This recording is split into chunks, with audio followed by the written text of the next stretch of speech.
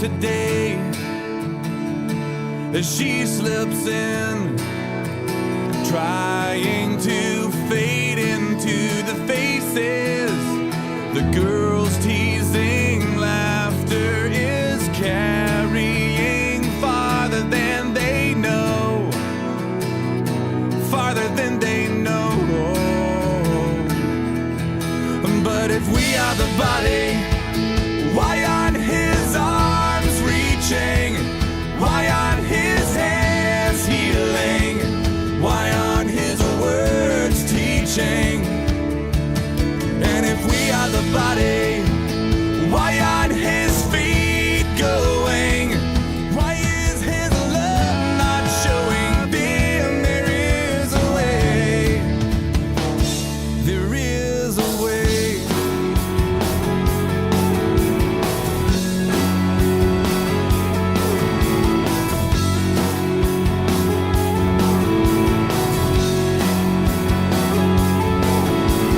Traveler is far away from home.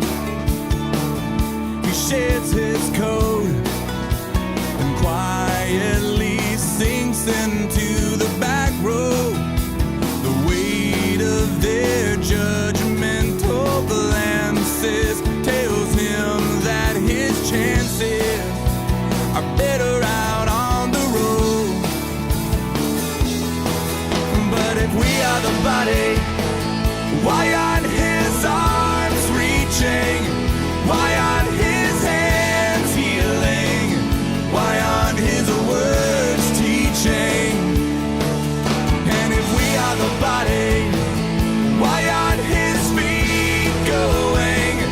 Why is his love not showing? Then there is a way. Ek hoop die filmpie het jou geïnspireer en jou 'n bietjie aan die dink gesit. Jy weet nou al, hierdie jaar se vlamskerp is dramaties anders. En as jy nie vlamskerp word nie, wat maak ons dan hier, né? En wat maak ons elke week? En as jy stom bly vir die Here, dan kan ons nie hierdie ding vlamskerp noem nie. As jy niks vir die Here doen nie, dan kan ons hierdie nie vlamskerp noem nie. As jy stop. So, ons is aan die gang, jong. Daar is aksie, daar's opwinding in die lug as Jesus vir ons demonstreer hoe doen 'n mens bediening. So, daar's twee groot gevare in die kerk waaroor ons 'n bietjie met mekaar gaan gesels. Die een is all talk, no action. En die ander een is all action, no talk. Dink 'n bietjie oor wat dit beteken. Wat verstaan jy onder daai twee konsepte, want dis die twee groot gevare in die kerk van die Here. En dan lees julle nou Markus 2, vers 1 tot 17, en ons praat oor hoe kan ons die evangelie op 'n ander manier versprei. Realiteit. Elkeen van julle het 'n kontakwêreld. In daai kontakwêreld, wie ken jy in daai kontakwêreld wat die Here dien, en wie in daai kontakwêreld dien glad nie die Here nie? Wat doen dit aan jou? Hoe raak dit jou? Beïnvloed dit enigstens jou gebedslewe of jou aksies of jou handelinge? So, wat doen ons daaraan? Dis waaroor ons praat. Dis baie vreemd. Kantaantekening. As ons nou Markus 2 vers 1 tot 17 lees en Jesus kom by die man wat hy gesond maak, is die eerste ding wat hy doen, hy maak hom nie gesond nie. Hy sê vir hom, jou sonde is vergewe. So, vraag, wat was hierdie man se heel grootste behoefte? Om gesond te word of om vry te kom? En as ons mense bedien en ons bid vir mense, wat dink jy is mense se grootste nood en grootste behoefte? Wil ons net vir 'n siek mens bid en daar gaan die ou en hy's nou gesond, hy gaan maar gesond hel toe? Of bedien ons altyd met die oog daarop, die belangrikste ding is die redding van 'n kosbare siel? As ons nie dink aan die redding van sy siel nie, dan is dit all action, no talk. Ons doen baie mooi goed, ons doen goeie goed, maar mense gaan nog steeds verlore. So, dan gaan ons nou 'n bietjie verder en ons praat oor hoe het Jesus dan bedien? As hy hierdie ou se nood sien en hy gaan dieper en hy raak hierdie ou se grootste behoefte aan, hoe moet ons bedien? Wat kwalifiseer ons vir bediening? Ek vertel jou hierdie storie, dis nie in jou boek nie, dis nie in jou werkboek nie, maar dis hoekom jy die DVD moet kyk. Hierdie evangelis het 'n diens gehad op 'n plek en 'n uitnodiging gegee en daar het soveel mense in die bidkamer gegaan, daar was te min werkers, en hy het besluit hy gaan help. En hy's in die bidkamer in, hy het by 'n vrou gaan kniel om met haar te deel en sy het hom baie vyhandig aangekyk. En sy sê vir hom, nee, jy kan nie vir my bid nie, ek weet nie hoekom sit ek hier nie, ek weet nie hoe ek gekom hier in die bidkamer nie, ek moes dit nie gedoen nie, dit is 'n groot fout, ek wil net opstaan, ek wil net nie uitkom, ek wil net loop. En hy was vir 'n oomblik omgegooi, en toe besef hy, maar hier moet hy luister na die Heilige Gees, en hy sê vir haar, goed, kom ons gaan 'n ooreenkoms aan. Al wat ek doen is, ek wil vir jou bid, en dan kan jy maar loop. Sê.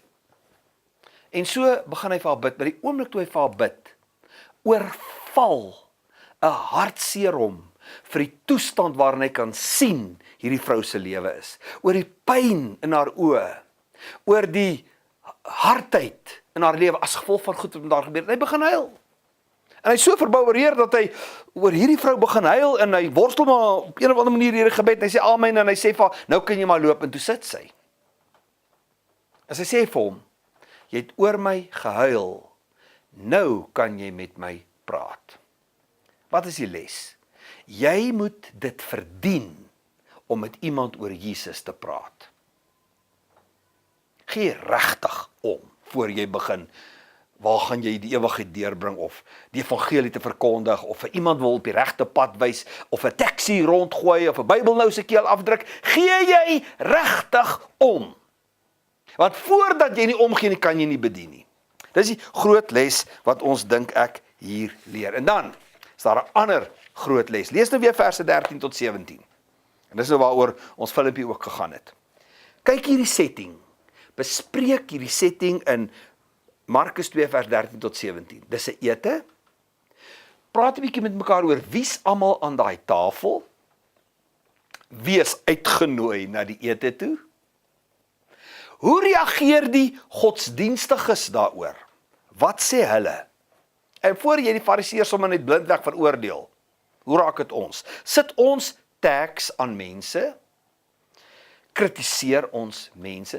Is daar sekere mense wat ons nooit sal uitnooi vir 'n ete by ons huis nie?